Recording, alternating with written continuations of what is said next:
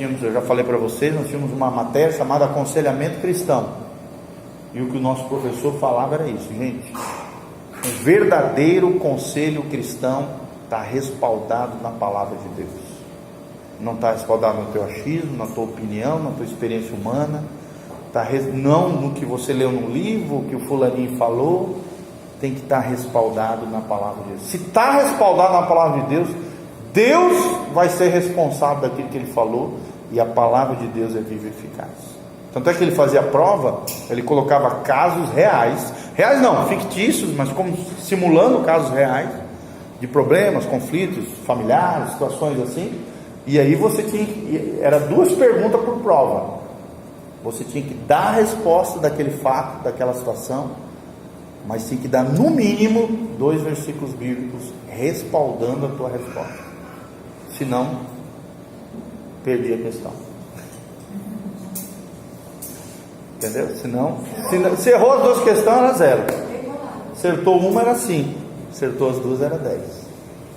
Não, era tremendo. Era um velhinho, pastor presidente de uma igreja de 15 mil membros, dentista, que Deus levantou. Ele e a esposa são dentistas, começaram num grupo familiar. Tem uma obra hoje com mais de 15 mil membros e mais de 20 igrejas espalhadas pelo México inteiro. Uma das igrejas filhas dele já tem mais membros que a igreja dele. Numa outra cidade de Puebla, tem 20 mil membros, uma igreja filha dele. Então esse velhinho foi meu professor de aconselhamento bíblico. Olha aqui, que coisa tremenda, coisa maravilhosa. Doutor Pardilho, um homem extraordinário, ele e a esposa, 60 e poucos anos, cheio de Deus, um velhinho cheio de Deus. Não dava uma tirada fora. Não, assim, claro, com certeza.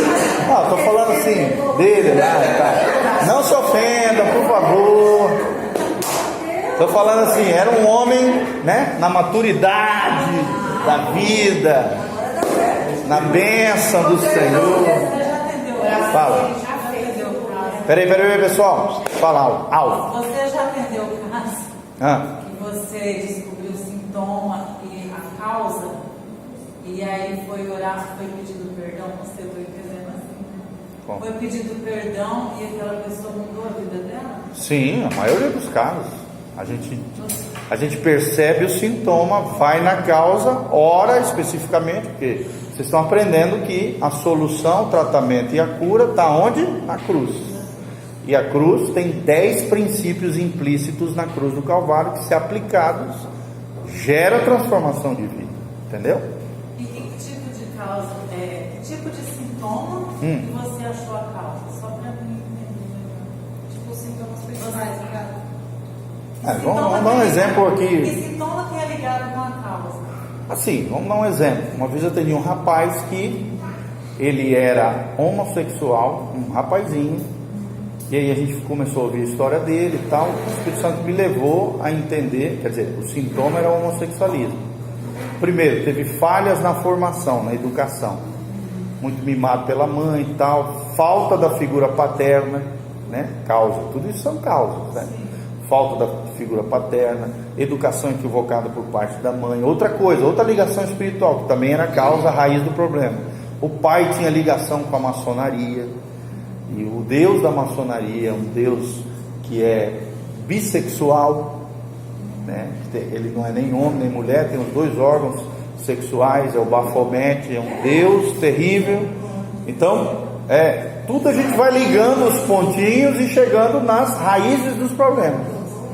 E aí nós chegamos ao entendimento de que tinha conotação espiritual vinda do pai, uma herança, tinha a falha do pai no sentido de falta de figura paterna, como também tinha erros da mãe. Então eu tive que sentar com a mãe, tive que explicar toda aquela situação, tive que quebrar aquela influência dos pactos que foram feitos pelo pai lá na loja maçônica. Então, uma série de coisas que tem que ser feito numa situação dessa. Quando foi feito isso, pai era maçônico?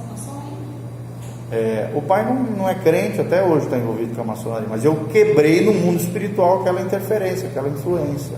Conversei com a mãe, né, dei umas dicas sobre criação de filhos e tal. Então, assim, é uma série de ajudas que tem que ser feita com a pessoa para poder ajudá-lo naquilo. Tem que também ensinar ele que a questão do homossexualismo não é só influência espiritual, perseguições demoníacas, também é uma questão moral, é uma decisão, é uma escolha, não é algo genético, não é algo que se nasce com.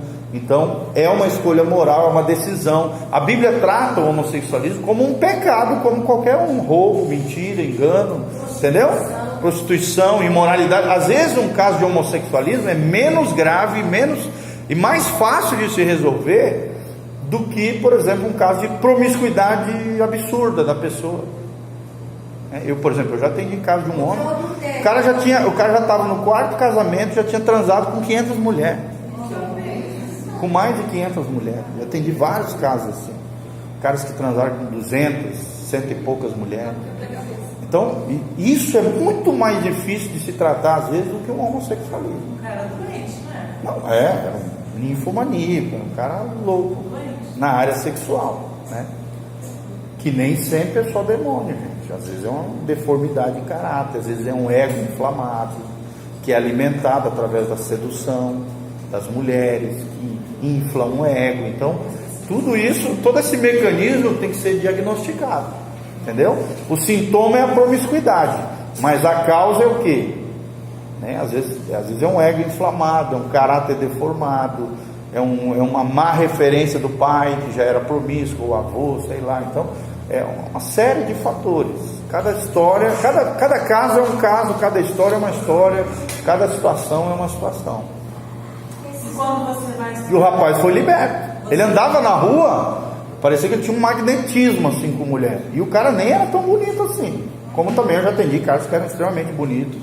E claro, pela beleza, facilitava ainda mais a questão da sedução com as mulheres, né? Mas o cara não era, esse de 500, por exemplo, nem era tão bonito, né? E esse rapaz, mas foi liberto, está estudando, foi restaurado. Você vai estudar sempre nos pais e nos avós, né? Tio, na tia? Não, é sempre ascendência. Tio, primo, você pode até observar como elementos de observação, mas não de influência. A influência sempre vem na ascendência: pai, mãe, avô, avó, bisavô e bisavó, e filhos para baixo, tá? Até a quarta geração, para cima ou para baixo. Entenderam?